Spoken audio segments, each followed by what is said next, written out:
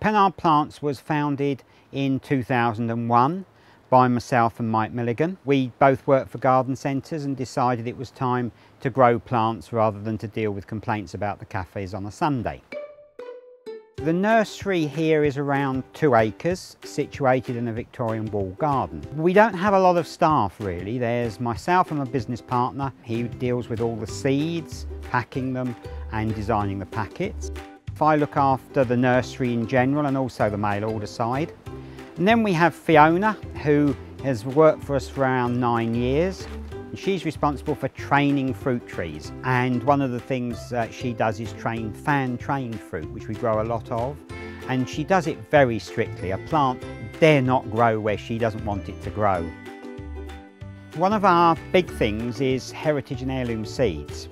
We started off originally with a range of about 50 varieties. It's now up to around 700. We try and stick to the more unusual varieties and indeed offer a lot of things such as rock samphire and sea samphire, which are very unusual and quite difficult for people to find. We try and keep up with trends, I suppose, but we're always looking for different and unusual vegetables to grow that the public can grow, and they have to be easy. So oca, yacon, Chinese artichokes, they're all tuber crops, and they're all easy to grow as long as you remember that some of the tuber crops, like the humble potato, aren't actually hardy during the winter. So you have to lift them and store the tubers ready to regrow them the following season.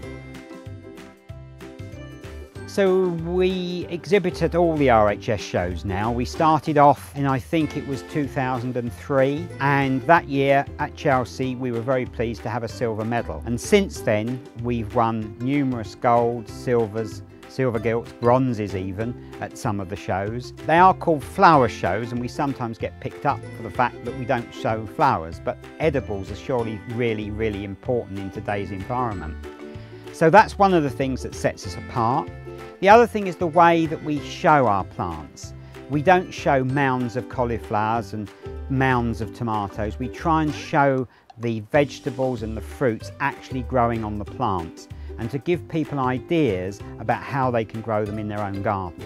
I think there's some important points firstly about keeping the older varieties going, because they can be very important in breeding work for new varieties. They've also got extremely good flavours. You have to remember is those varieties which come from particularly the Victorian times or even before were bred for flavour and colour. And although they may not produce massive crops, they were also bred very much for the home gardener and not growing on a gigantic scale. So they suit the home gardener very well.